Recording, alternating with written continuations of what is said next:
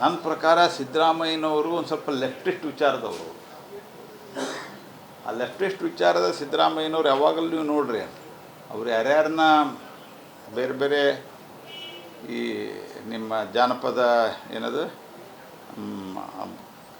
ಬೇರೆ ಬೇರೆ ಅಕಾಡೆಮಿಗಳು ಅರೇಂಜ್ ಮಾಡಿ ಅಪಾಯಿಂಟ್ಮೆಂಟ್ ಮಾಡಿದರೆ ಎಲ್ಲ ಆ ಥರದ ವಿಚಾರಧಾರೆಯವರು ಇದ್ದಾರೆ. ಅಂದರೆ ನಾನು ಆ ವಿಷಯದಕ್ಕೆ ಹೋಗ್ತಾ ಇಲ್ಲ. ಈಗ ಅವರೆಲ್ಲರೂ ಸಹಿತ ಅನೇಕರು ಇವತ್ತು ವಿರೋಧ ಮಾಡ್ಯಾರ, ಇಲ್ಲ ಇದು ಆಗಬಾರ್ದು ಅಂಥೇಳಿ. ಹಾಗಾಗಿ ಸಿದ್ದರಾಮಯ್ಯನವರು ಅನಗತ್ಯ ವಿವಾದದಲ್ಲಿ ಇದರಲ್ಲಿ ಬೀಳಬಾರ್ದು. ಅವರ ದುರಾಡಳಿತದ ಬಗ್ಗೆ ಬೇರೆ ಬೇರೆ ವಿಷಯದ ಬಗ್ಗೆ ನಾವೆಲ್ಲವೂ ಸಾಕಷ್ಟು ಬೇರೆ ಬೇರೆ ಸಂದರ್ಭದಲ್ಲಿ ಮಾತನಾಡಿದ್ದೇವೆ.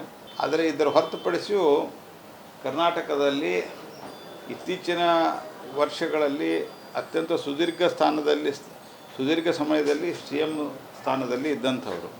ಈ ಚಿಲ್ಲರೆ ಪಲ್ಯದ ವಿವಾದಕ್ಕೆ ಬೀಳಬೇಡ್ರಿ ಅಂತ ಸಿದ್ದರಾಮಯ್ಯನವರಿಗೆ ನನ್ನದೊಂದು ಸಲಹೆ.